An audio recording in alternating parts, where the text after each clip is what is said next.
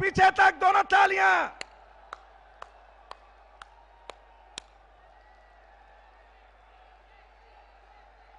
और तेज।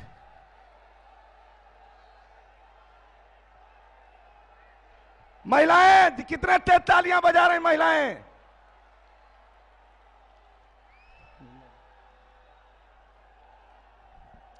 संपूर्ण विश्व में भारत का मान सम्मान बढ़ाने वाले हमारे तेजस्वी प्रधानमंत्री माननीय नरेंद्र भाई मोदी जी का क्रांतिकारियों की भूमि कानपुर में हार्दिक स्वागत व अभिनंदन करते हैं।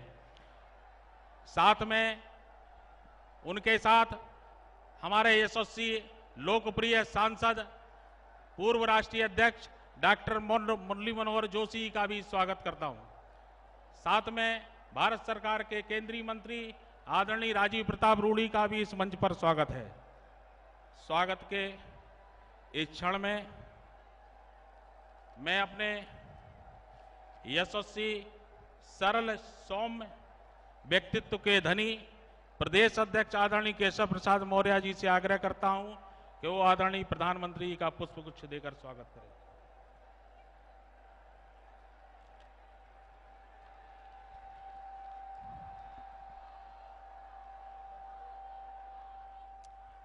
अब मैं अपने लोकप्रिय सांसद हम सबके मार्गदर्शक आदरणीय डॉक्टर मुरली मनोहर जोशी जी से आग्रह करता हूं कि हमारे यशस्वी प्रधानमंत्री जी का स्वागत।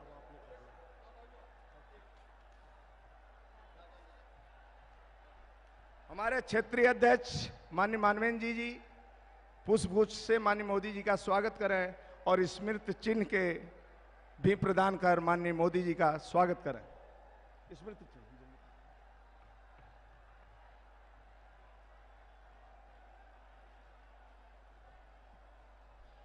जबरदस्त स्वागत मित्रों।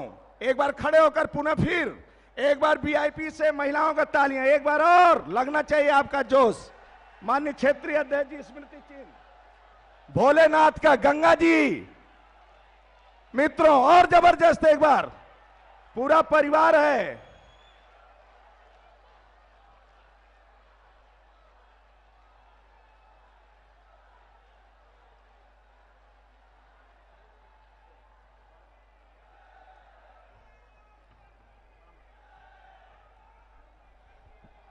अब बड़ी माला हेतु मैं मंच पर उपस्थित अपने सांसदों,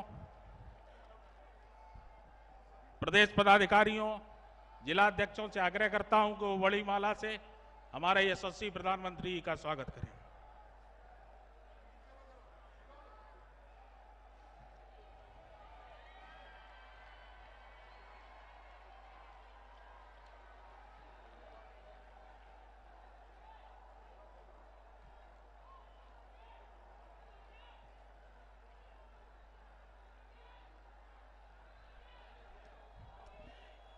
आप सभी से आग्रह है कि हम अपने यशस्वी प्रधानमंत्री जी का हम करतल ध्वनि से स्वागत करें। अब मैं आग्रह करता हूं अपने अकबरपुर रनिया के लोकप्रिय सांसद देवेंद्र सिंह जी से कि वो सिर्फ 2 मिनट में अपना उद्बोधन देने का कष्ट करें।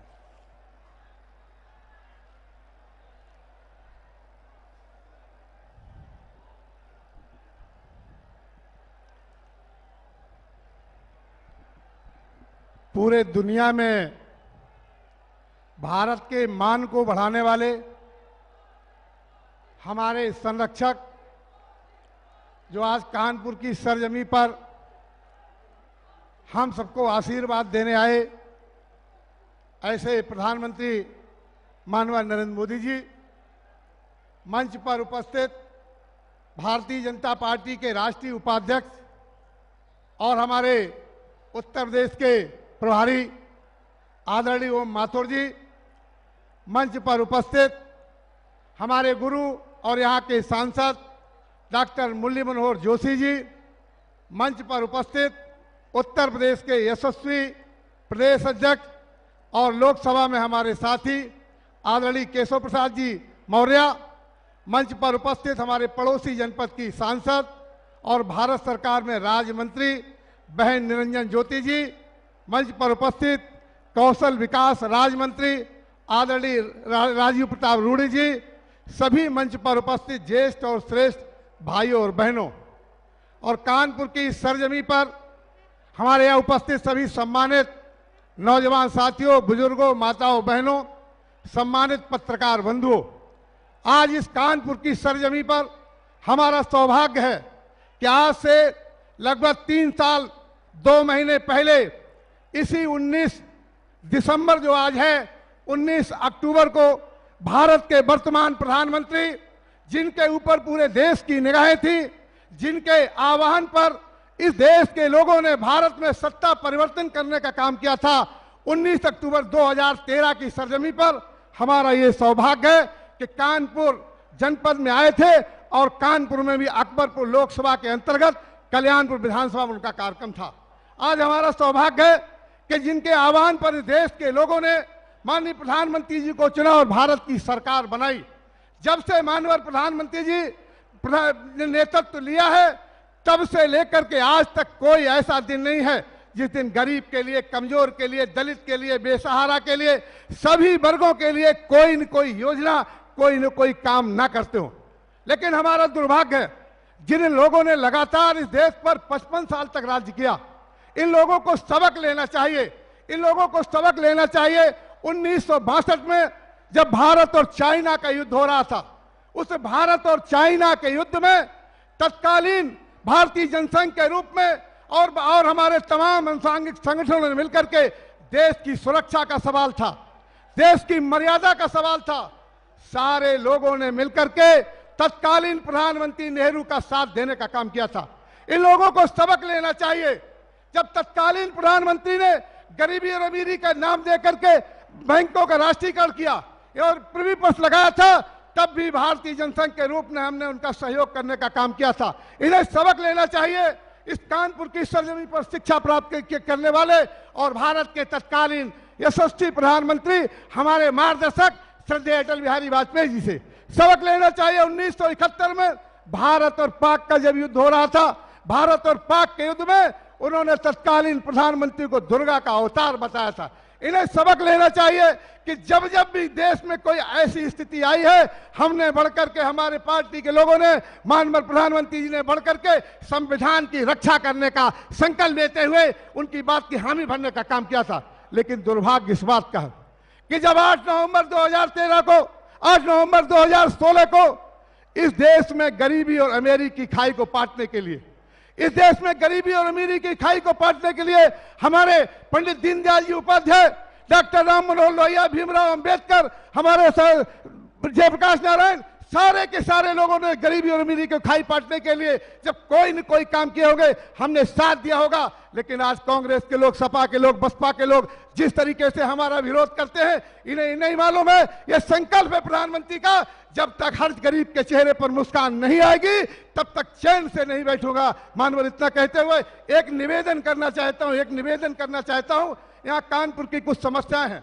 मानवर कानपुर में वही स्थिति है जो बुंदेलखंड की स्थिति है। इसलिए कानपुर नगर और कानपुर जनपद, आपने चूंकि यहाँ सिपाही के रूप में हमें चुना, आपका आशीर्वाद मिला, जनता ने सहयोग दिया, यहाँ बुंदेलखंड जैसी सुविधाएं हो जाए। कानपुर महानगर के जो हमारी आबादी का घनत्व है 2 जनपद हो जाए। कानपुर महानगर में हमारे यहाँ एक 12 टोल प्लाजा है, जिसको लेकर के तत्कालीन सरकार ने भ्रष्टाचार करके गलत तरीके से निर्धारण किया है, उस पर ध्यान देने की आवश्यकता है। और एक अमरहाट पंप कैनाल योजना, जो लगातार उस योजना का आखिरी चरण पूरा होना है, इसलिए आपसे निवेदन करना चाहता हूं। अब मैं आग्रह करना चाहता हूं अपने लोकप्रिय प्रदेश अध्यक्ष आदरणीय केशव प्रसाद मौर्य जी से कि वो अपना उद्बोधन देने की कृपा करें। बोलिए भारत माता की, दोनों हाथ ऊपर उठा करके बोलिए भारत माता की, माता की। भारत माता को,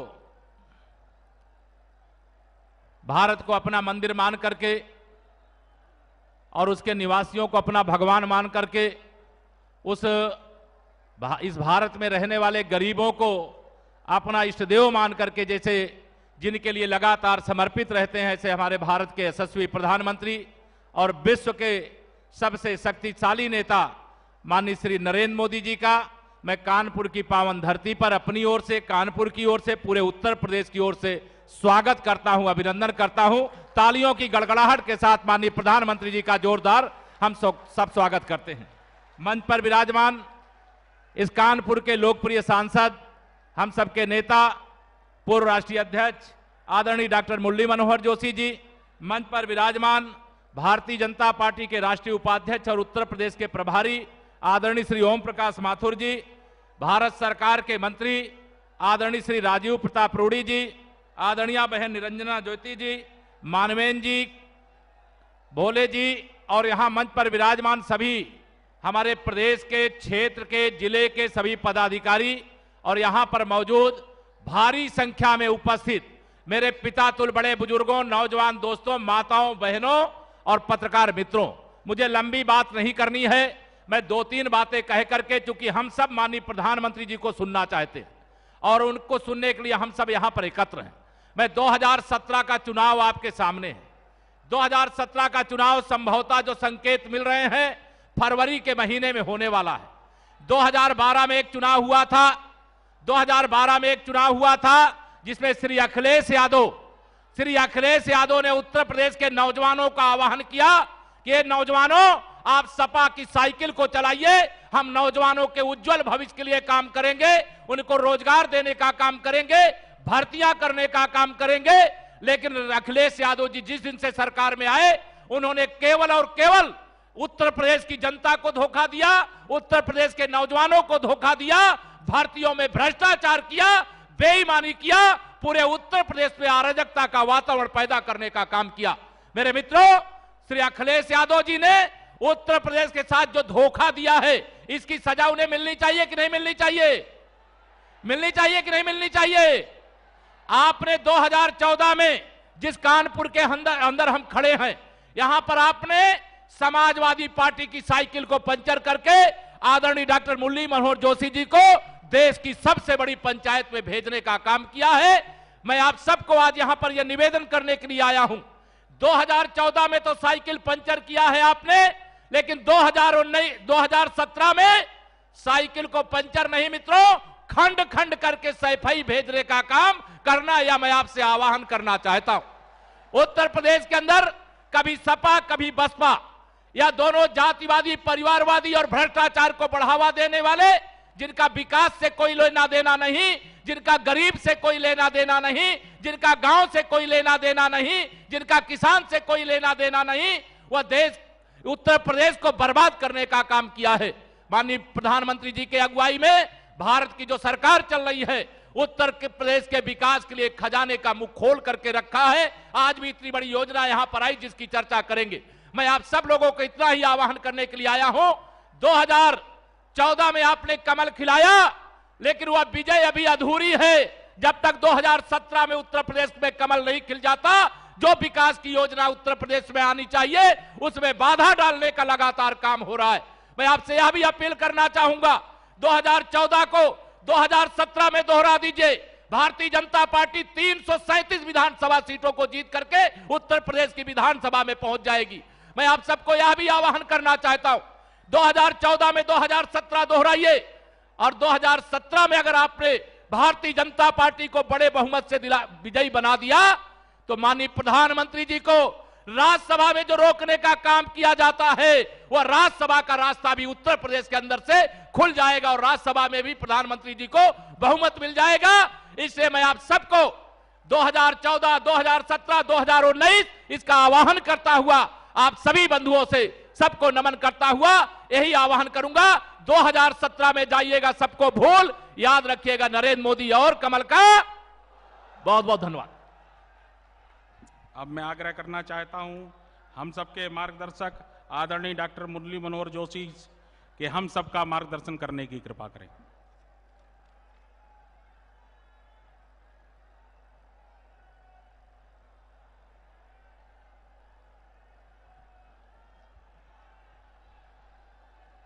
मेरे साथ मिलकर बोलिए, भारत माता की, भारत माता की।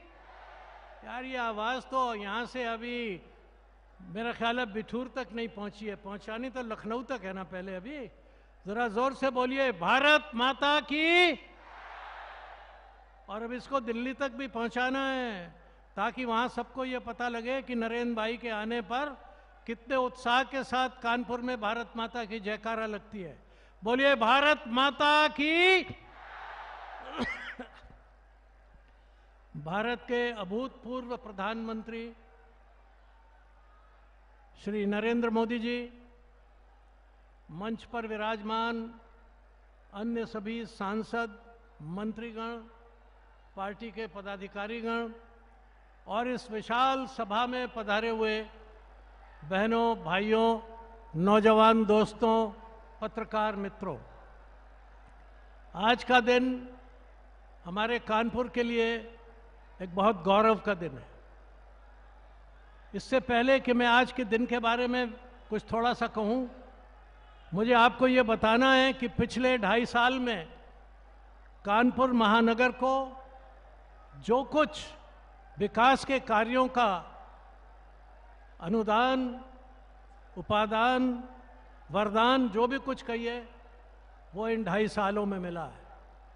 कानपुर एक उपेक्षित शहर बन गया था।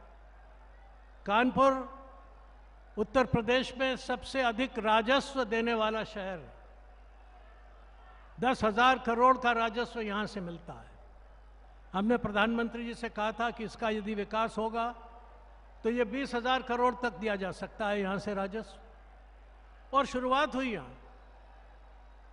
कैसे शुरुआत हुई? हमारे यहाँ टूल रूम की स्थापना हुई, जिसके विस्तार में आज यहाँ कौशल विकास योजना का एक विस्तृत खाका हमारे सामने आया। हमारे यहाँ 600 बेड का सुपर स्पेशलिटी हॉस्पिटल आया। 15,000 करोड़ रुपए से मेगा पावर प्लांट आए। कानपुर महानगर में मेट्रो रेलवे की शुरुआत हुई। कानपुर स्मार्ट शहर बना, ग्रीन शहर बना। गंगा नदी के किनारे अनेक कार्यक्रम इसको प्राप्त हुए। और आज जो कार्यक्रम मिले हैं, उससे तो कानपुर ही नहीं, पूरे प्रदेश का नक्शा बदल जाएगा। बहुत दिन पहले चीन के प्रधानमंत्री ने कहा था कि चीन दुनिया की फैक्ट्री है और हिंदुस्तान दुनिया का मुनीम है। माननीय प्रधानमंत्री जी ने जो आज घोषणा की है, वो मैं दोहराना चाहता हूं और बताना चाहता हूं कि वो समय बहुत शीघ्र आ रहा है जब हिंदुस्तान दुनिया की फैक्ट्री और दुनिया के हिसाब किताब रखने दोनों का केंद्र बनेगा और चीन हमसे पीछे रह जाएगा। आज चीन हमसे घबरा रहा है, इसीलिए भारत जिस ढंग से तकनीकी उन्नति कर रहा है वो अपने आप में बेमिसाल है। प्रधानमंत्री जी तकनीकी उन्नति चाहते हैं, देश का रूपांतरण चाहते हैं, एक सामान्य व्यवस्था से, सामान्य गति से चलने वाले देश के रूप में नहीं, बल्कि एक तेजी से दुनिया को पछाड़कर आगे चलने वाले देश के रूप में हिंदुस्तान का विकास करना चाहते हैं। हमें अपनी टेक्नोलॉजी का विकास करना है और कानपुर महानगर इसके लिए सबसे उपयुक्त क्षेत्र है उत्तर प्रदेश में। यहाँ IIT है, यहाँ HBTI यूनिवर्सिटी है, यहाँ HAL है, यहाँ डिफेंस की 6 फैक्ट्रियाँ हैं, यहाँ एग्रीकल्चरल यूनिवर्सिटी है, यहाँ अनेक रिसर्च लैबोरेटरीज हैं। हमारे यहाँ बहुत बड़ी मात्रा में कारखाना है कई उद्योगों का। उस पर अगर थोड़ा सा भी ध्यान दे दिया जाए तो एक लाल इमली ही अगर हमारे यहाँ पुनर्जीवित हो जाए तो मेरा विश्वास है कि उत्तर प्रदेश के लिए नहीं बल्कि देश के लिए बहुत महत्वपूर्ण होगा। ऐसे अनेक उद्योग हैं, ऐसे अनेक कारखाने हैं जिनको हम यहाँ चला सकते हैं। इसलिए मैं आपसे आज सबसे ये अनुरोध करना चाहता हूँ कि प्रधानमंत्री जी के आह्वान को सुने।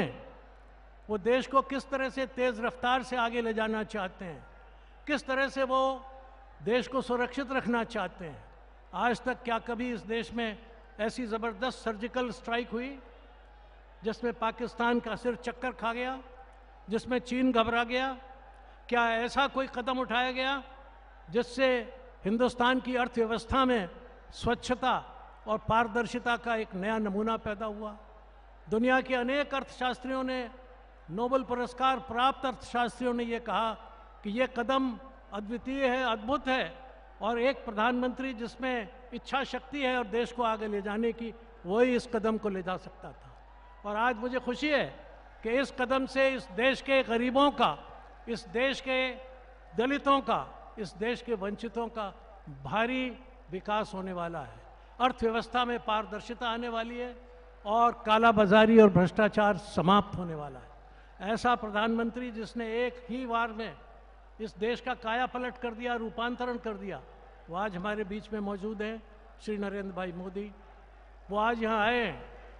जब 1914 का चुनाव हो रहा था लोकसभा का, तब उस समय भी कानपुर से ही रैली की शुरुआत हुई थी और आपने देखा कि उत्तर प्रदेश से कितने अधिक सांसद जीत कर आए और दिल्ली में सरकार बनी।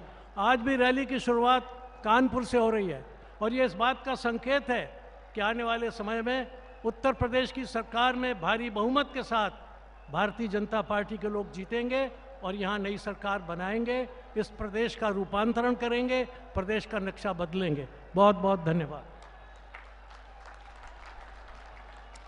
जिनका हम सब बहुत बेसब्री से, बेताबी से सुनने के लिए इंतजार कर रहे थे, ऐसे अपने यशस्वी प्रधानमंत्री का करतल ध्वनि से हम सब स्वागत करें। और अब मैं आग्रह करना चाहता हूं अपने यशस्वी प्रधानमंत्री से कि वो उत्साह से लबरेज हम सभी का मार्गदर्शन करने की कृपा करें।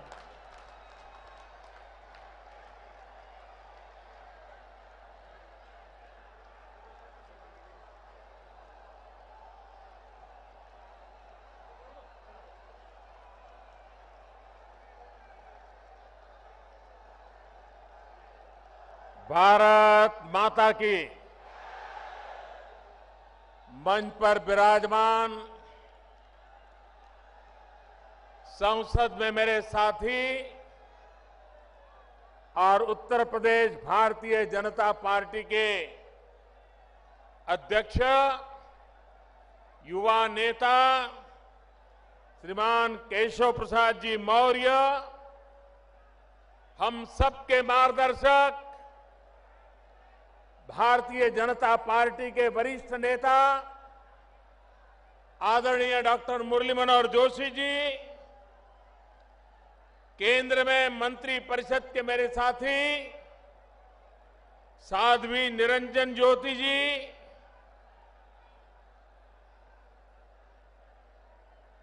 संसद में मेरे साथी श्री ओम जी, श्री देवेंद्र सिंह जी, केंद्र में मंत्री परिषद के मेरे साथी श्रीमान राजीव प्रताप रूडी जी, विधायक एवं महासचिव श्री सलील बिश्नोई जी, प्रदेश सचिव श्रीमान स्वतंत्र देव पटेल जी, श्रीमान विजय बहादुर पाठक जी, मानवेंद्र सिंह जी, कौशलेंद्र सिंह पटेल, बाबूराम निषाद, श्रीमती कृष्णा पासवान जी, प्रकाश शर्मा जी, सुरेंद्र मैथानी जी, अरुण पाठक जी, राहुल अग्निहोत्री जी, सत्यदेव पचौरी जी, श्रीमती अनीता गुप्ता जी, श्री रघुनंदन भदौरिया जी, रामशरण कटियार जी, सतीश महाना जी, श्रीमान हरद्वार दुबे जी और विशाल संख्या में पधारे हुए मेरे प्यारे भाई और बहनों,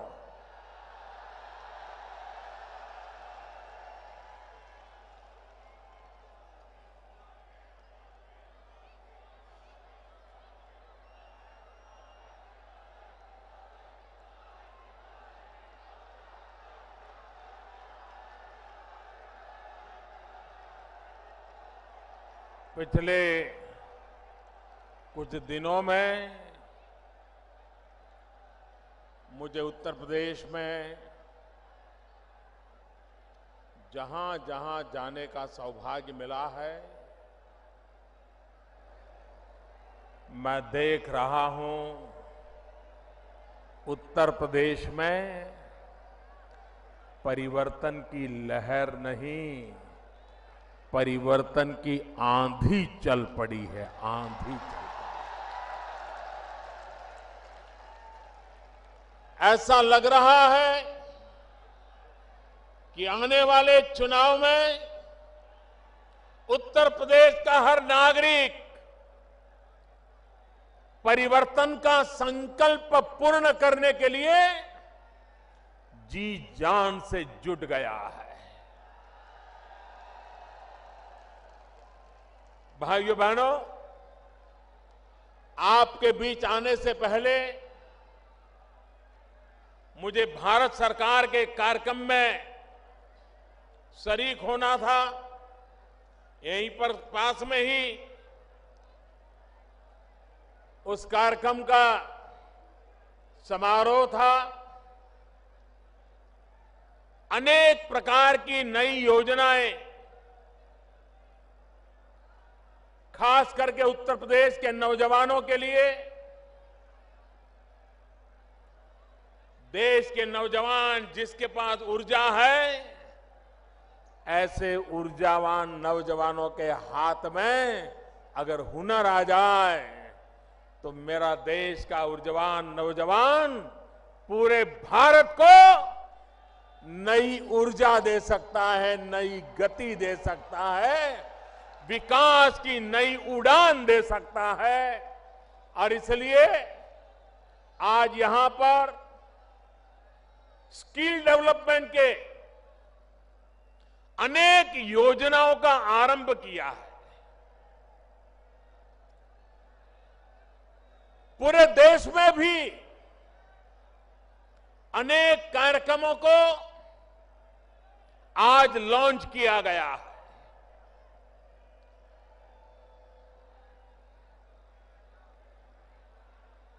देश और दुनिया में आने वाले दिनों में जिनके पास युवा धन है, युवा शक्ति है, वे विश्व में अपनी ताकत दिखा सकता है, अपना अस्तित्व दुनिया के लिए उपकारक सिद्ध कर सकता है। भारत आज सौभाग्यशाली है कि भारत के पास 35 से कम आयु की संख्या 65% से ज्यादा है। जो देश नौजवान हो, जिस देश के पास ऊर्जावान युवा हो, वह देश दुनिया के सामने अपनी ताकत का परिचय करवा सकता है। लेकिन वो तब संभव होता है जब उसके हाथ में हुनर हो, काम का अवसर हो, देश में गति हो, विकास की उड़ान हो। तो भाइयों बहनों, भारत में गरीबी को खत्म करने में देर नहीं लग सकती। भाइयों बहनों, ये ताकत मेरे देश के युवा में है। आज हमने गैस पाइपलाइन का भी लोकार्पण किया, बिजली के लिए एक सबस्टेशन का भी लोकार्पण किया। ये प्रोजेक्ट एक प्रकार से ऊर्जा के प्रोजेक्ट है, एनर्जी के प्रोजेक्ट है। ये प्रोजेक्ट भी आर्थिक बदलाव लाने में ऊर्जा का काम करते हैं। भाइयों बहनों, आपने देखा होगा ये उत्तर प्रदेश का अधिकार है, ये उत्तर प्रदेश का गौरव है कि उत्तर प्रदेश ने देश को स्थिर सरकार देने में बहुत बड़ा योगदान दिया है। 30 साल तक देश में स्थिर सरकार नहीं थी, समझौते से गाड़ी चल रही थी, निर्णय नहीं होते थे। पूरी देर एक को संभालो तो दूसरा नाराज, दूसरे को संभालो तो तीसरा नाराज। वो अपनों को संभालने में लगे, देश को संभालने के लिए उनके पास समय नहीं था, देश को संभालने के लिए उनकी प्रायोरिटी नहीं। भाइयों बहनों, आज दिल्ली में आपने ऐसी सरकार बनाई है जो सरकार गरीबों को समर्पित है। पहले दिन से हमने जो जो योजना लाए हैं, वो सारी योजनाएं इस देश के गांव, गरीब, किसान, दलित, पीड़ित, शोषित, वंचित, माताएं, बहनें, युवा, उन्हीं के जीवन में बदलाव लाने के लिए हमारी सभी योजनाएं केंद्रित है।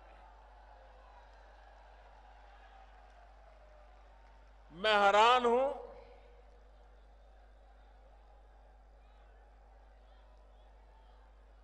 एक तरफ हम देश को भ्रष्टाचार से मुक्त कराने की लड़ाई लड़ रहे हैं, काले धन से देश को मुक्त कराने की लड़ाई लड़ रहे हैं। हमारा एजेंडा है भ्रष्टाचार बंद हो, हमारा एजेंडा है काला धन बंद हो, लेकिन उनका एजेंडा है संसद बंद हो, संसद बंद हो, संसद बंद हो। पूरा महीना संसद चलने नहीं दी। ये संसद क्यों चलने नहीं दी भाई? पार्लियामेंट में चर्चा क्यों नहीं की? राष्ट्रपति के कहने के बाद भी हो हल्ला करते रहे, नारे बुलाते रहे। ये इसलिए करते थे कि जिन मुद्दों पर सरकार चर्चा चाहती थी, इससे वो भाग रहे थे, डर रहे थे। अब तक जिन्होंने सरकारें चलाई हैं, उनके लिए हिसाब देना जरा महंगा पड़ रहा था, और इसलिए संसद में हो हल्ला करो, नारेबाजी करो, स्पीकर महोदय पर कागज के टुकड़े फेंको, यही काम करते रहे। अरे म्युनिसिपैलिटी में चुने हुए लोग भी ऐसा व्यवहार करने से पहले 50 बार सोचते हैं। देश की संसद को, उसकी गरिमा को अपने राजनीतिक स्वार्थ के लिए चोट पहुंचाने का प्रयास, मेरे देशवासियों, ये बातें सामान्य नहीं है, गंभीर है। देशवासियों को समझना होगा। संसद पहले भी रुकती थी, संसद में पहले भी रुकावटें आती थी, लेकिन तब रुकावटें आती थी क्योंकि विरोधी दल मिलकर के बेईमानों के खिलाफ लड़ाई लड़ना चाहते थे, घोटालों को उजागर करना चाहते थे, घोटालेबाजों को सजा मिले इसकी मांग कर रहे थे, और इसलिए कभी कभी संसद में व्यवधान आते थे। पहली बार देश में ऐसा हुआ कि बेईमानों की मदद करने के लिए कुछ लोग संसद में नारे बोल रहे थे। सरकार बेईमानों को ठिकाने लगाने में लगी थी, विरोधी दल बेईमानों को बचाने के लिए एकजुट हो रहे थे। देश आज दो हिस्सों में बटा हुआ है। एक तरफ मुट्ठी भर वो नेता है जो काले धन को, भ्रष्टाचार को, बेईमानी को बचाने में लगे हुए हैं, और दूसरी तरफ पूरा हिंदुस्तान है जो ईमानदारी के रास्ते पर चलने के लिए कुछ भी सहने को तैयार है।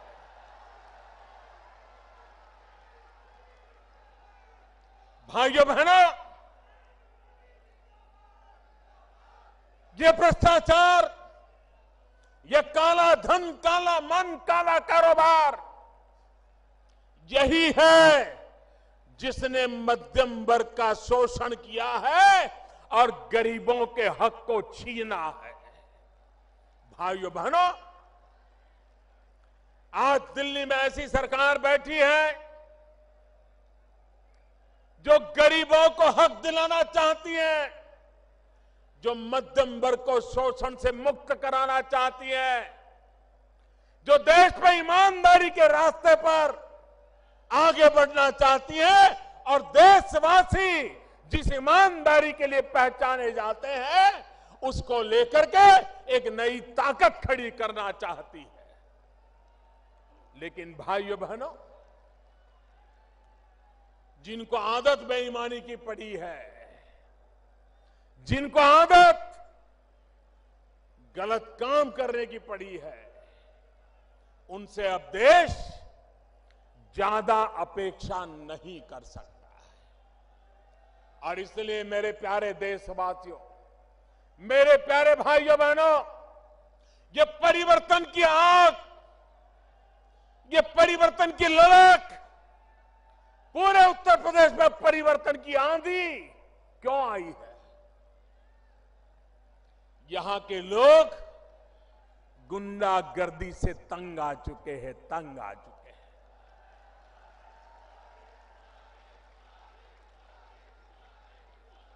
हर कोई गुंडागर्दी कर रहा है। सरकार में बैठे लोग गुंडागर्दी करने वालों को सह दे रहे हैं। भाइयों, तो सामान्य मानवी जाएगा कहां?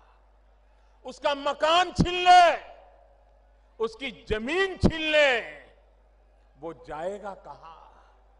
भाइयों बहनों, जब तक लखनऊ में सरकार नहीं बदलोगे, ये गुंडागिर्दी करने वाले ठिकाने नहीं लगने वाले।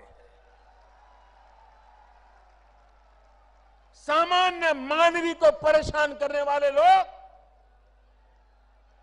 चुप बैठने वाले नहीं हैं।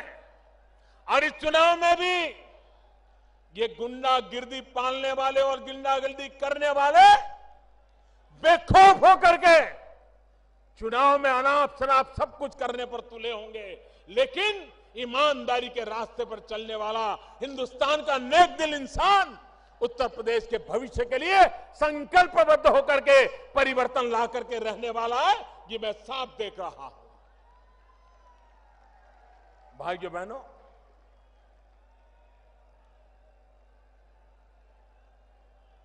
मैं आज हमारे देश के चुनाव आयोग का भी अभिनंदन करता हूं।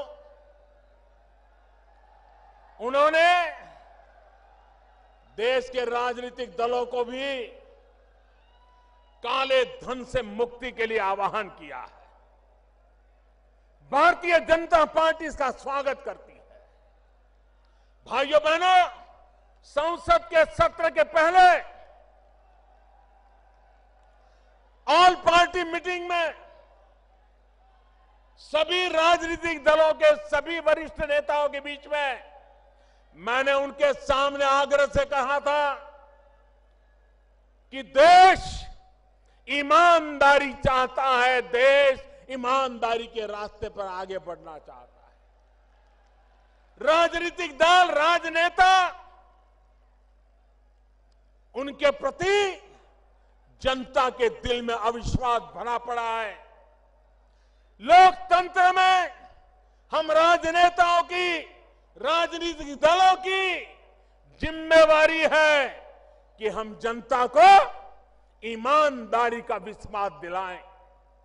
और मैंने कहा था कि इस बार संसद में हम खुल करके चर्चा करें, दो विषयों पर खुल करके चर्चा करें कि पॉलिटिकल पार्टियां, राजनीतिक दल, उनको चंदा कैसे मिलना चाहिए, ये चंदे का हिसाब किताब कैसे होना चाहिए, देश की जनता के सामने ये चंदे के संबंध में राजनीतिक दलों पे जो उंगलियां उठी रही है, क्या देश की जनता की इच्छा आकांक्षा के अनुकूल हम मिलकर के कोई रास्ता खोज सकते हैं कि नहीं खोज सकते? ये बात मैंने ऑल पार्टी मीटिंग में कही थी और मैंने आग्रह किया था कि सदन में इसकी चर्चा होनी चाहिए।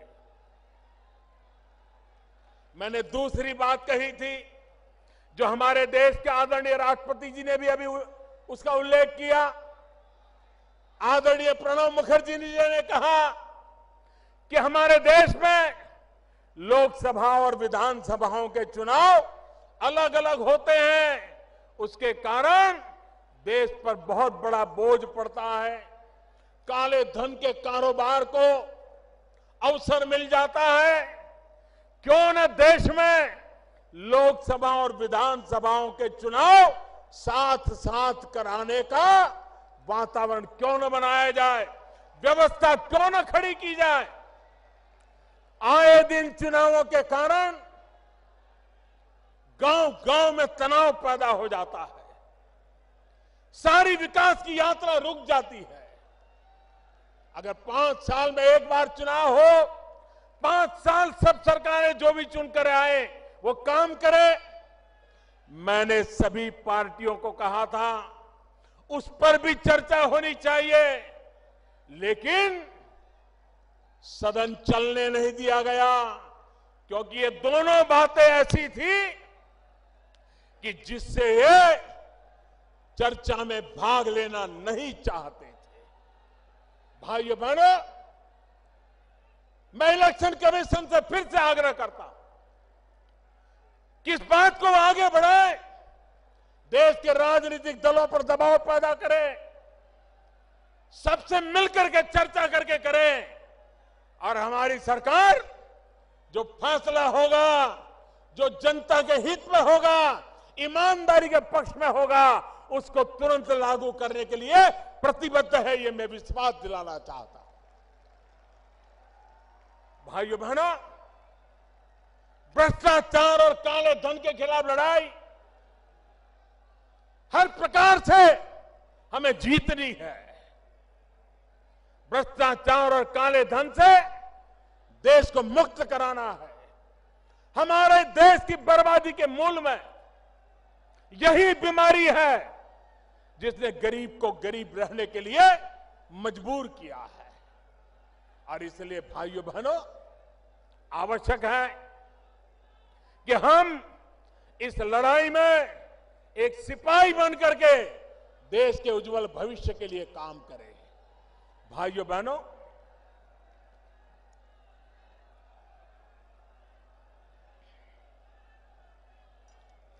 आठ नवंबर को हमने नोटबंदी का निर्णय किया। आप जानते हैं कैसे कैसे लोगों के पसीने छूट गए हैं, जिन्होंने गरीबों का लूटा है। वे आज परेशानियां झेल रहे हैं, रास्ते खोज रहे हैं। गरीबों के घर जाकर के कतार लगा के खड़े हो गए थे कि मेरे पैसे हैं, कुछ तुम रख लो, बैंक में जमा कर दो ताकि मैं बच जाऊं। भाइयों बहनों, जब 1000 की नोट थी तो 100 की नोट को कोई पूछता नहीं था। अब 1000 और 500 की चली गई तो 100 वालों की ताकत बढ़ गई, ताकत बढ़ गई। वो भी दिन थे जब बड़े बड़े लोगों की पूछ होती थी, छोटे लोगों को पूछता नहीं था। अब छोटी नोट भी पूछी जाती है, पूजी जाती है, छोटे लोग भी पूछे जाते हैं, पूजे जाते हैं। ये बदलाव आया है। भाइयों बहनों, कांग्रेस पार्टी 35 साल पहले जो कानून बनाया था पॉलिटिकल पार्टियों के हिसाब किताब के संबंध में, हमारी सरकार ने उसमें फुल स्टॉप कॉमा को भी हाथ नहीं लगाया है। और कल मैंने देखा कांग्रेस के नेता हमें बदनाम करने के लिए उछल पड़े थे। मैं जरा कांग्रेस वालों को याद कराना चाहता हूं, कांग्रेस पार्टी के लोग सीना तान करके मीडिया के सामने बोलते थे, बेशर्मी के साथ बोलते थे।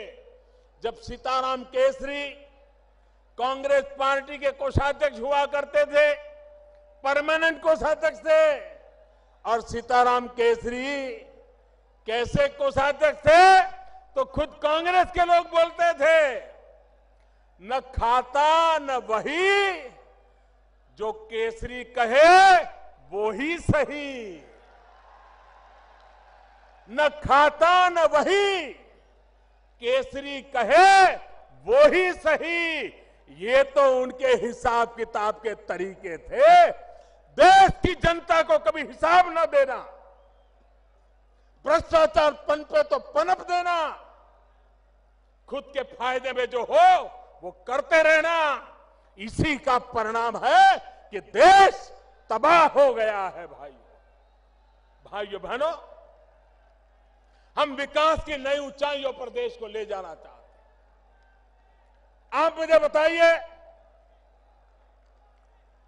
आजादी के 70 साल बाद उत्तर प्रदेश में इतनी सरकारें आके गई, इतने सारे प्रधानमंत्री बने उत्तर प्रदेश से, उसके बावजूद भी उत्तर प्रदेश में करीब करीब 1500-1600 गांव ऐसे हैं जहां पर 21वीं सदी में भी बिजली का खंभा नहीं पहुंचा, बिजली का तार नहीं पहुंचा, बिजली का लट्टू नहीं लगा। क्यों भाई? मेरे उत्तर प्रदेश के उन 1500-1600 गांवों का क्या दोष है कि उनको 18वीं शताब्दी में जीने के लिए मजबूर किया गया? क्या कारण है? भाइयों बहनों, मैंने लाल किले पर से आह्वान किया था पिछले वर्ष, और मैंने कहा था 1000 दिन में हिंदुस्तान के जो 18,000 गांव, जिसमें उत्तर प्रदेश के 1500-1600 गांव है, 1000 दिन में मैं बिजली पहुंचा दूंगा। भाइयों बहनों, आज बड़े संतोष के साथ मेरे उत्तर प्रदेश के भाइयों बहनों को मैं कहना चाहता हूं, जो 1500-1600 गांव थे, उसमें अब 70-72 गांव बाकी रहे हैं। बाकी गांवों में बिजली पहुंच गई, लोगों ने बिजली घरों में लेना शुरू कर दिया। भाइयों बहनों, जो 70-72 गांव बाकी रहे हैं, उसमें भी 50 गांव ऐसे हैं जहां कोई लोग ही नहीं रहते, सिर्फ कागज पर गांव का नाम बचा है। एक प्रकार से सिर्फ 20-22 गांव बाकी है जिसका काम तेजी से चल रहा है। अगर यहां की सरकार रुकावट न डाले तो वो काम भी बहुत तेज गति से पूरा कर देंगे। ये मैं हिसाब आपको दे रहा हूं। भाइयों बहनों, एक समय था गैस का कनेक्शन लेना हो, गैस सिलेंडर लेना हो, तो कितने पापड़ बेलने पड़ते थे। ये माताएं बहनों ने तो कभी सोचा भी नहीं था, गरीब माँ बहनों ने, कि कभी उनके घर में भी गैस का चूल्हा होगा, गैस का सिलेंडर होगा, और फटाक से खाना पका करके, खाना बच्चों को खिला करके रोजी रोटी कमाने के लिए जा पाएंगे। कभी सोचा तक नहीं। हमने बीड़ा उठाया है। 3 साल के भीतर भीतर हिंदुस्तान के गरीब परिवारों में गैस का कनेक्शन देना, गैस का सिलेंडर पहुंचाना, और लकड़ी के चूल्हे से सहज बर्बाद हो रही मां बहनों को बचाने का हमने बीड़ा उठाया है।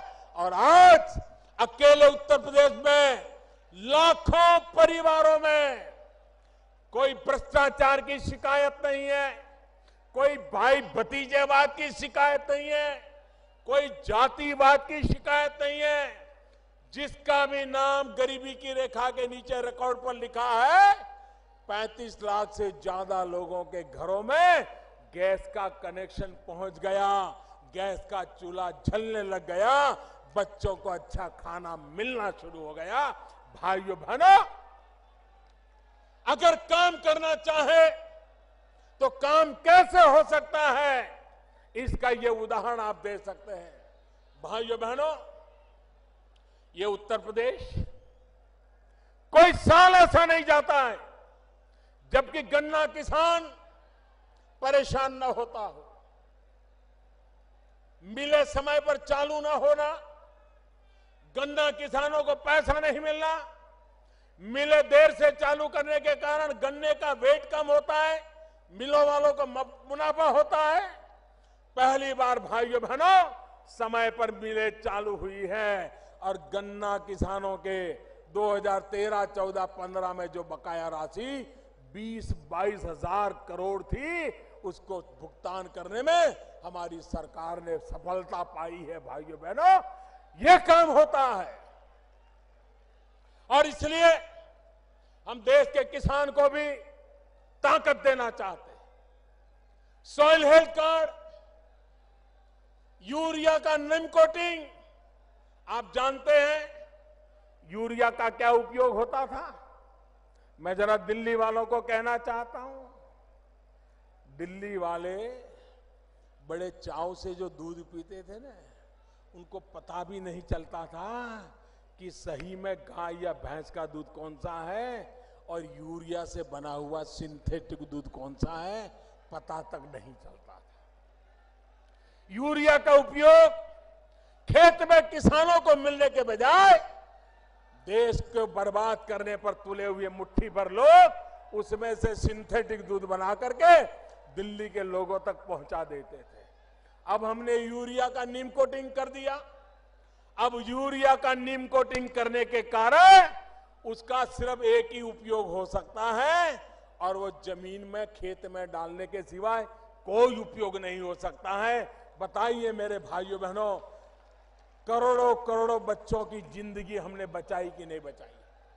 बताइए मेरे भाइयों बहनों, करोड़ों करोड़ों बच्चों की जिंदगी बचाई कि नहीं बचाई?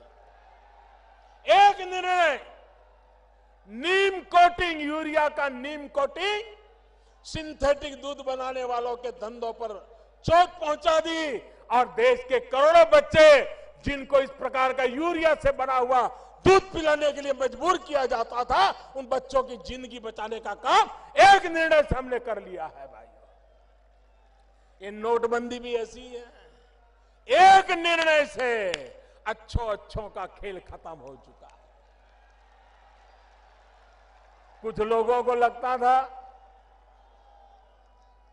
कि बैंक में पैसे डाल दिए तो सफेद हो जाएंगे। ये गलती कर गए, उनको पता नहीं था ये सरकार ईमानदारी की सरकार है, ईमानदारी के लिए सरकार है, ईमानदारों के कारण ये सरकार है। और इसलिए जो सरकार ईमानदारों के कारण हो, जो सरकार ईमानदारी के लिए हो, जो सरकार ईमानदारों के लिए हो, उस सरकार को कम मता किए फंस गए। उनको लग रहा था अब हमने टेक्नोलॉजी से ढूंढ रहे हैं कहां से रुपया आया, कब आया, वो आया था वो कौन था, सीसीटीवी कैमरा में देखा जा रहा है। और आपने देखा होगा दमादम रुपये पकड़े जा रहे हैं कि नहीं पकड़े जा रहे हैं। पहले कभी ये दृश्य देखा था? पहले कभी देखा था ये लूटने वालों पर हाथ लगाने की किसी की ताकत थी? भाइयों बहनों, आज हिंदुस्तान के हर कोने में जिन्होंने देश के गरीबों के साथ खिलवाड़ किया है, उनका हिसाब मैं चुकता कर रहा हूं। भाइयों, मैं जानता हूं इनकी ताकत कितनी है। जो लोग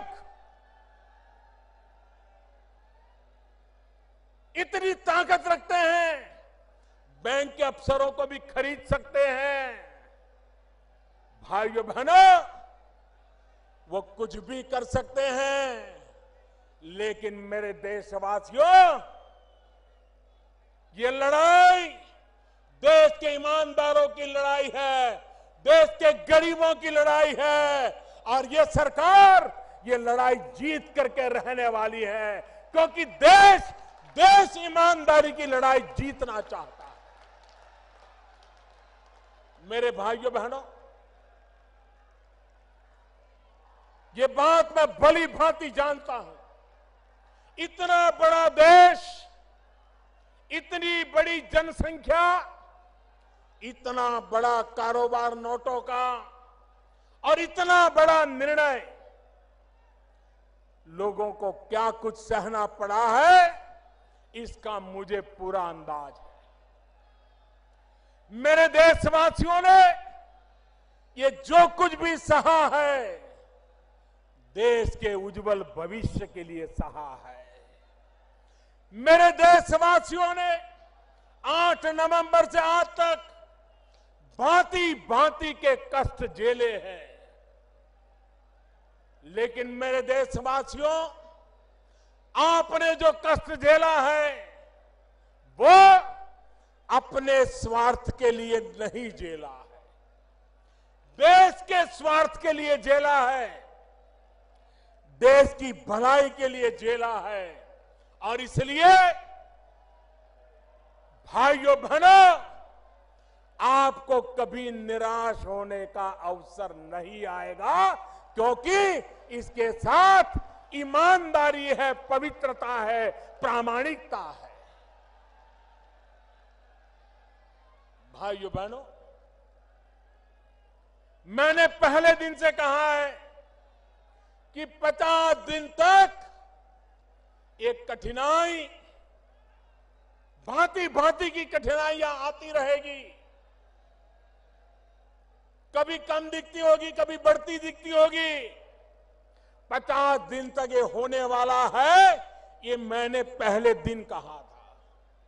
और 50 दिन के बाद ये कठिनाइयां बढ़ना बंद कर देगी, बढ़ नहीं पाएगी, कठिनाइयां कम होने की शुरुआत हो जाएगी।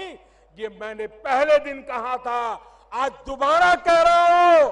भाइयों बहनों, जो लोग एटीएम के ऊपर कतार लगा के खड़े रहते हैं, जो लोग बैंक में पैसे लेने जाते हैं, मैं जरा हमारे विरोधियों से कुछ सवाल पूछना चाहता हूं। एक तरफ वो कहते हैं कि लोगों का बैंक में खाता ही नहीं है, खाता ही नहीं है। दूसरी तरफ कहते हैं कि लोग बैंक में पैसे लेने, गरीब आदमी जाता है, उसको पैसा नहीं मिलता है। भाई एक चीज तो सच बताओ, एक तरफ कहते हो गरीब का खाता नहीं, दूसरी तरफ कहते हो गरीब पैसे लेने जाता है, मिलता नहीं। जनता को गुमराह करने के लिए झूठ क्यों बोलते हो?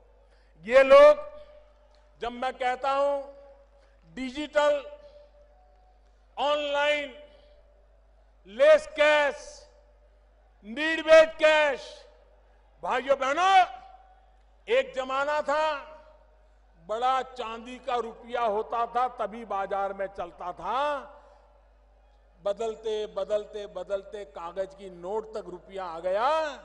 भाइयों बहनों, अब तो वक्त वो आया है कि हाथ लगाए बिना भी मोबाइल फोन से रुपयों का कारोबार किया जा सकता है। आपकी मोबाइल फोन ही आपकी बैंक बन जाती है। चाय पी करके मोबाइल फोन से पैसे दिए जा सकते हैं, चाय पीने वाले से मोबाइल से पैसा लिया जा सकता है, नोटों के बिना किया जा सकता है। जब मैं ये बताता हूं तो ये लोग क्या कहते हैं, कर इस देश में कहां लोगों के पास मोबाइल फोन है, इस देश में कहां ये है। यही लोग हर चुनाव में ये भाषण देते थे कि राजीव गांधी प्रधानमंत्री थे, वो हिंदुस्तान में कंप्यूटर युग लाए, राजीव गांधी प्रधानमंत्री थे, इस देश में मोबाइल फोन लाए, राजीव गांधी प्रधानमंत्री थे, इस देश के गरीबों के हाथ में उन्होंने मोबाइल फोन दे करके एम्पावरमेंट किया। यही भाषण ये लोग करते थे। लेकिन अब जब मैं कह रहा हूं कि मोबाइल फोन को बैंक बना दो तो कहते हैं मोबाइल फोन है ही कहां, गरीब के पास मोबाइल है कहां। इतना झूठ बोलते हो आप लोग। यही लोग ढोल पीटते थे कि राजीव गांधी ने मोबाइल फोन दिया, अब मैं कहता हूं मोबाइल फोन का बैंक मिलेगा तो कहते मोबाइल फोन है ही नहीं। आप इनको पहचानो कितना झूठ बोलते हैं। ये लोग गुमराह कैसे करते हैं, लोगों को भड़काने का काम कैसे करते हैं। भाइयों बहनों, ये सरल कारोबार है और भारत सरकार ने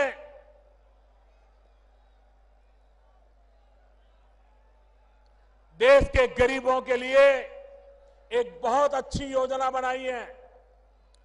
मैं ये योजना आपको बताता हूं, आप घर घर पहुंचाओगे, घर घर पहुंचाओगे, जोर से बताइए, घर घर पहुंचाओगे, हर दुकानदार को पहुंचाओगे, गांव गांव पहुंचाओगे, पक्का पहुंचाओगे। भारत सरकार ने ये ऑनलाइन पेमेंट के लिए, ई वॉलेट के लिए, डिजिटल करेंसी के लिए, मोबाइल बैंक के लिए एक बहुत बड़ी योजना बनाई है। 25 दिसंबर क्रिसमस की गिफ्ट के रूप में इसकी शुरुआत होने वाली है। और योजना ये है कि 8 नवंबर से अब तक 25 तारीख तक अगर आपने अपने डेबिट कार्ड से, क्रेडिट कार्ड से कोई खरीदी की होगी, आपने मोबाइल फोन के वॉलेट से कोई खरीदी की होगी, तो उसका एक विशिष्ट नंबर जनरेट होता है। इन सारे नंबरों का 25 तारीख को ड्रॉ निकलेगा, इनाम का ड्रॉ निकलेगा और 15,000, कम नहीं, 15,000 लोग जिनका नंबर लगेगा उनके खाते में सरकार की तरफ से 1,000 रुपया जमा हो जाएगा। ये काम हर दिन होने वाला है, एक दिन नहीं, हर दिन होने वाला है, 100 दिन तक चलने वाला है। मतलब कि हर दिन नए 15,000 लोग, जिसको एक बार मिल जाएगा उसको दोबारा नहीं मिलेगा। हर दिन 15,000 लोगों को 1,000 रुपया उनके खाते में जाएगा। 100 दिन में 15 लाख परिवारों में 1,000 रुपया पहुंच जाएगा। दूसरा, 7 दिन के बाद 30 दिसंबर को एक बड़ा ड्रॉ होगा जिसमें लाखों रुपया के इनाम दिए जाएंगे। और 3 महीने के बाद 14 अप्रैल डॉक्टर बाबा साहब आंबेडकर की जन्म जयंती पर एक बम्पर ड्रॉ होगा और 8 नवंबर से लेकर के 14 अप्रैल तक जिसने भी इस प्रकार से कारोबार में खरीद बिक्री की होगी उनको करोड़ों करोड़ों रुपयों का इनाम दिया जाएगा। भाई, ये तो हो गया ग्राहक के लिए, लेकिन दुकानदार के लिए भी इनाम है। जो दुकानदार ये मोबाइल फोन से माल बेचता है, डेबिट कार्ड, क्रेडिट कार्ड से माल बेचता है, उसका भी अलग नंबर निकलेगा और उसका भी ड्रॉ होगा और हर सप्ताह उसको हजारों रुपयों के इनाम दिए जाएंगे। ये हर सप्ताह होता रहेगा। व्यापारियों को भी इनाम मिलेगा, ग्राहक को भी इनाम मिलेगा, लेकिन ये इनाम बड़े लोगों के लिए नहीं है, ये इनाम छोटे लोगों के लिए है। जो 50 रुपये से ज्यादा खरीद करता है और जो 3,000 रुपये से कम खरीदता है उसी को इसका लाभ मिलेगा। 3,000 से ज्यादा खर्च करने वाले को इनाम की जरूरत नहीं होती है। ये गरीब के लिए है, गरीब के लिए। उसी प्रकार से दुकानदार जिसका साल भर का कारोबार 2 करोड़ रुपए से कम है, उस दुकानदार को ही इनाम मिलेगा। बड़े बड़े अरबों खरबों रुपयों के दुकानदारों को इसका लाभ नहीं मिलेगा।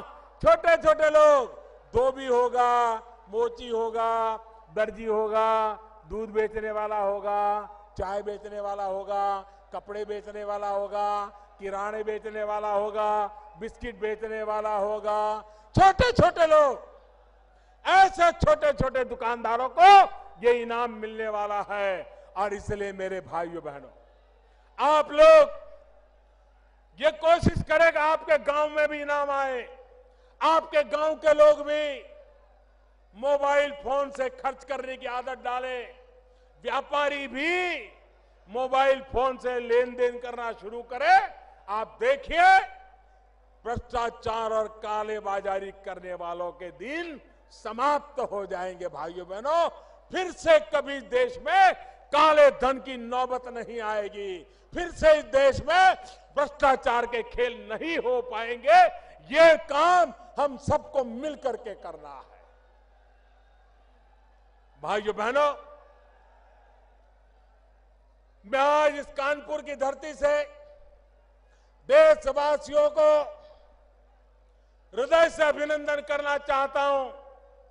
ये लड़ाई जीत हम इसलिए रहे हैं क्योंकि देश के करोड़ों करोड़ लोगों ने आशीर्वाद दिए हैं। ईमानदारी की लड़ाई आगे इसलिए बढ़ रही है कि करोड़ों करोड़ों गरीब देशवासियों ने, मध्यम वर्गीय लोगों ने, ईमानदार लोगों ने देश के लिए कष्ट झेला है। घंटों तक कतार में खड़े रहे, लोगों ने आकर के उनको उकसाने की कोशिश की, राजनेताओं ने भड़काने की कोशिश की, भांति भांति की बातें चलाई गई, लेकिन कश्मीर से कन्याकुमारी, अटक से कटक, पूरा हिंदुस्तान ईमानदारी के साथ खड़ा रहा। इससे बड़ा किसी देश का सौभाग्य नहीं हो सकता। भाइयों बहनों, भाइयों बहनों, मैं मीडिया के मित्रों से भी आग्रह करता हूं, मैं पत्रकारिता जगत से भी आग्रह करता हूं, मैं इंटेलेक्चुअल वर्ल्ड से भी आग्रह करता हूं, लिखने पढ़ने की ताकत वालों से भी आग्रह करता हूं। आप दुनिया को बताओ, आप दुनिया को बताओ, ये 125 करोड़ का देश, कई लोग ऐसे हैं जिनको स्कूल कॉलेज जाने का सौभाग्य नहीं मिला है, अशिक्षा है, गरीबी है, उसके बावजूद भी 125 करोड़ का देश ईमानदारी की लड़ाई के लिए, कष्ट झेलने के लिए तैयार हुआ है। ये दुनिया के लिए बहुत बड़ी खबर है, बहुत बड़ा अजूबा है। दुनिया में कहीं ये संभव नहीं हो सकता जो मेरे देशवासियों ने करके दिखाया है। उनके जितने गीत गाए उतना कम है, उनके जितने गुणगान करे उतना कम है। दुनिया को भारत की ताकत का परिचय कराए उतना कम है। और इसलिए मैं बुद्धिजीवियों से कहना चाहता हूं कि भारत के गरीब ने, भारत के अनपढ़ व्यक्ति ने, भारत के ईमानदार व्यक्ति ने जो ताकत दिखाई है, उससे जरा दुनिया को परिचय करवाइए। ये मेरे देश की ताकत है, इसी ताकत से देश आगे बढ़ने वाला है। भाइयों बहनों, जब अच्छा करते हैं तो तप करना पड़ता है, तपस्या करनी पड़ती है और तप झेलना भी पड़ता है। मेरे देशवासियों ने अद्भुत कमाल की है भाइयों, अद्भुत कमाल की। इतिहास इस घटना को इसलिए याद नहीं करेगा कि कौन प्रधानमंत्री था और किसने निर्णय किया था। इतिहास इस घटना को इस रूप में देखेगा कि 125 करोड़ का देश ईमानदारी के लिए कैसे खड़ा हो गया था। यह इतिहास दर्जित करने वाला है। इस लड़ाई का विजय किसी प्रधानमंत्री का नहीं है। इस लड़ाई का विजय किसी दल का नहीं है। इस लड़ाई का विजय किसी सरकार का नहीं है। ये लड़ाई का विजय ईमानदार देशवासियों का विजय है, ईमानदारी का विजय है। ईमानदारी पर देश को आगे ले जाने की लड़ाई का विजय है। और इसलिए मेरे प्यारे भाइयों बहनों, आपने जो आशीर्वाद दिया है, आपने जो आशीर्वाद दिया है, इसको मैं शत शत नमन करता हूं। मुझे फिर एक बार भाइयों बहनों, मुझे बताइए, हाथ ऊपर करके बताइए, ईमानदारी की लड़ाई लड़नी चाहिए कि नहीं लड़नी चाहिए? बेईमानी खत्म होनी चाहिए कि नहीं होनी चाहिए? भ्रष्टाचार जाना चाहिए कि नहीं जाना चाहिए? काला धन मिटना चाहिए कि नहीं मिटना चाहिए? काला धन के कुबेरों को सजा होनी चाहिए कि नहीं होनी चाहिए? देश का शुद्धिकरण होना चाहिए कि नहीं होना चाहिए? आप मुझे दोनों हाथ ऊपर करके आशीर्वाद दीजिए, आप मुझे आशीर्वाद दीजिए। आप ही की ताकत के बदौलत, आप ही की ताकत के बदौलत ये देश जीतने वाला है। ये देश ईमानदारी के रास्ते पर चलने वाला है। भाइयों बहनों, आओ आओ हम मिल करके आगे बढ़े और जो सपना लेकर के निकले हैं उस सपने को पूरा करके रहे। बहुत बहुत धन्यवाद, बहुत बहुत धन्यवाद आपका। मैं आपका बहुत बहुत आभारी हूं।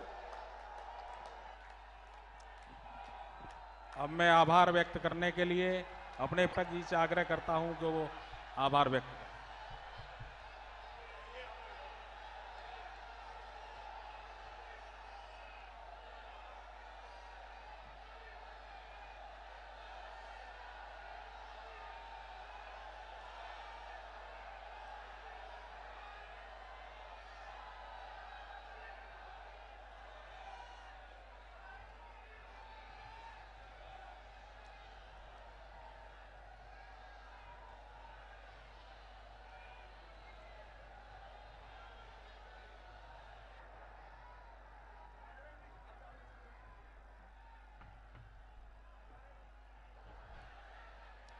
महिलाएं रुके रहेंगी, महिलाएं रुके रहेंगी, बाद में निकले।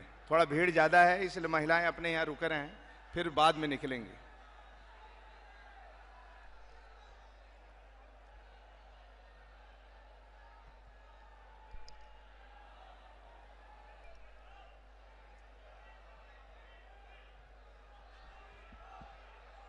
एक बार तालियां फिर बजा दो जोरदार, तो दोनों और जोर से, और जोर से, और जोर से।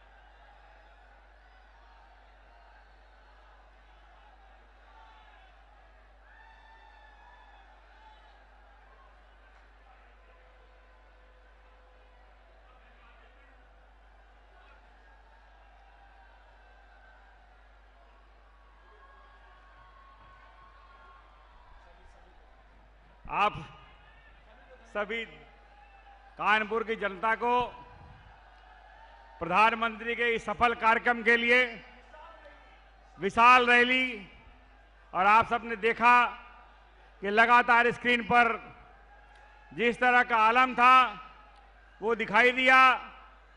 माननीय प्रधानमंत्री जी प्रस्थान कर रहे हैं हेलीकॉप्टर की ओर।